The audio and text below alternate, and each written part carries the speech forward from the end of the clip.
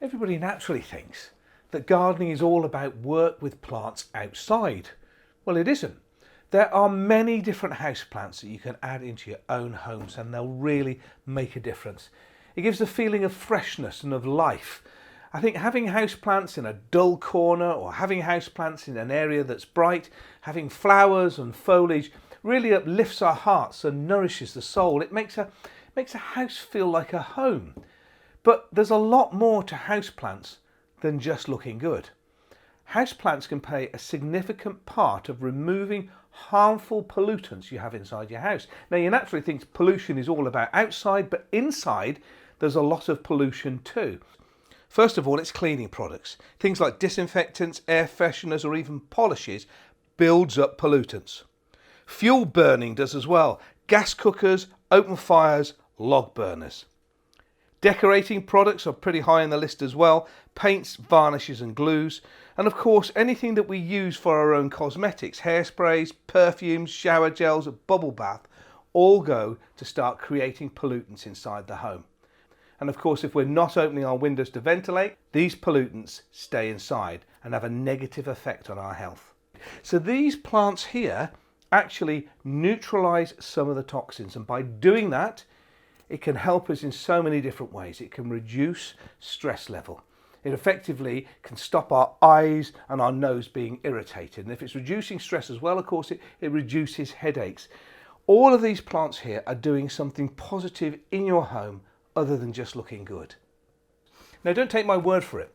NASA, the space agency, they did a study on clean air that highlighted different plants have different abilities in neutralizing certain toxins. So it's always best inside your own home to have a variety of different plants, not only to give you better visual and dramatic design effects inside your home, but also different plants will tackle different types of toxins too. And now, if NASA is taking an interest in this clean air, of course they do, they have to control areas in space stations that's only got a certain amount of air up there that's controlled. So they're very keen on identifying what we breathe in confined spaces. And their study went a long way to back the positive power of plants inside your home. But how many houseplants should you have in your home? Well, if you live in a one-bedroom flat, something similar to that, about 6 houseplants. You don't need a lot.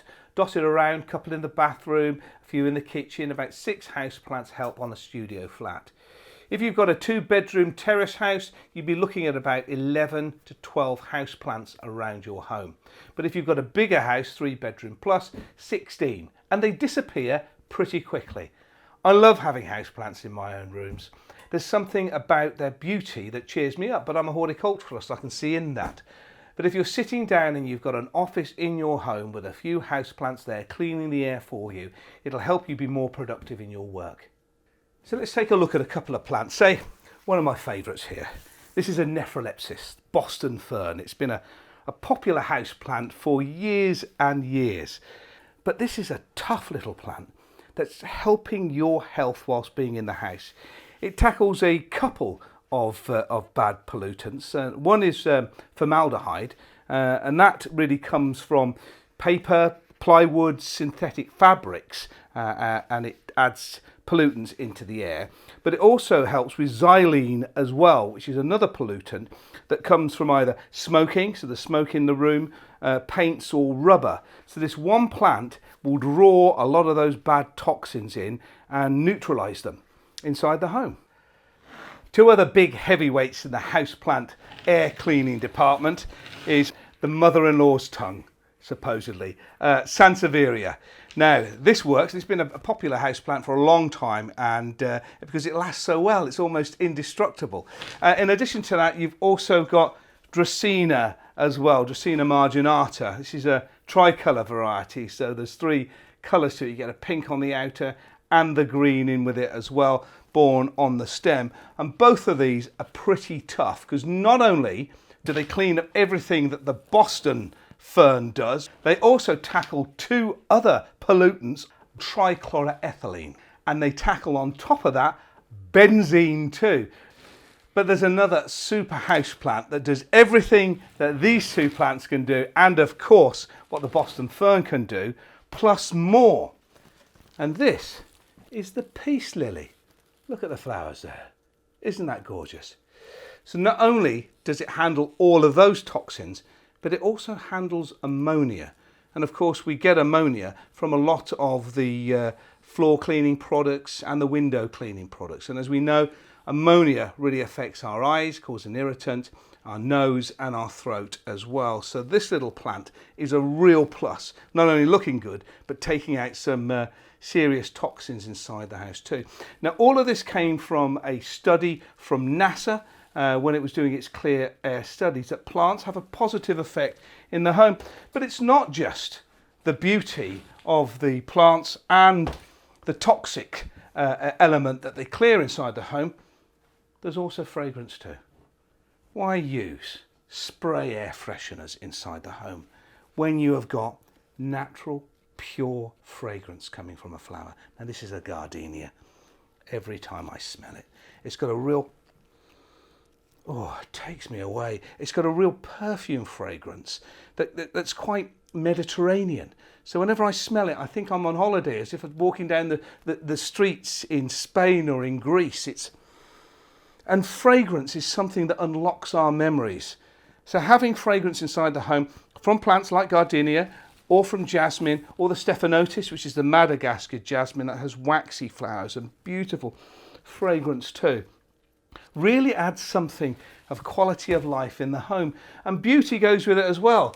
One of the most popular house plants nowadays is the orchids. There's many different types. There's dendrobiums, there's cymbidiums. This one is a phalaenopsis. Phalaenopsis in Greek means moth-like. And as you can see, the flowers on this one here and this one here, they look like little moths flying. But I've always thought, if you look right into the center, it looks like a little bird. You see its head, and then its beak, and then its wings, and this sweeping tail and feet, as if it's almost coming down to catch something. They're absolutely beautiful. But this isn't the best example of it, because it's in a solid pot, when most of the orchids that you buy that are epiphytes, so they live on the side of other plants, have green roots which photosynthesize to help produce food for the plant.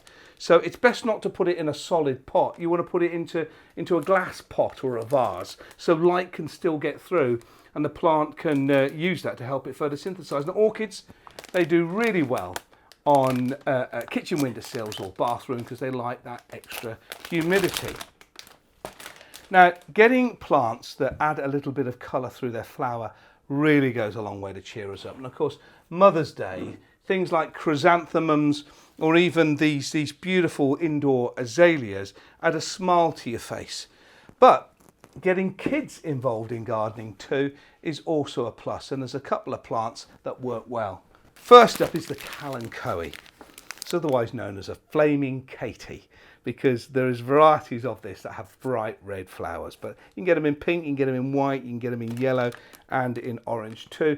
They've got these lovely emerald green fleshy leaves, so these fleshy leaves store a bit more moisture in, which makes it last a bit longer. And they flower and they'll reflower, but they're great bedroom windowsill plants for the kids. Or another favourite is, I mean, we call this a crassula, we call these the money tree.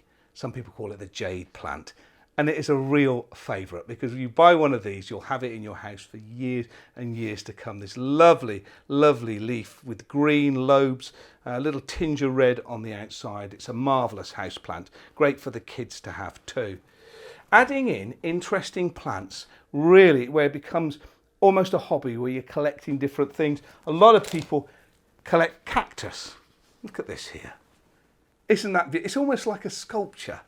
There are many different types of cactus, and they're so forgiving on windowsills inside the home with a bit of central heating. So having cactus or making a collection of cactus does good inside the home too.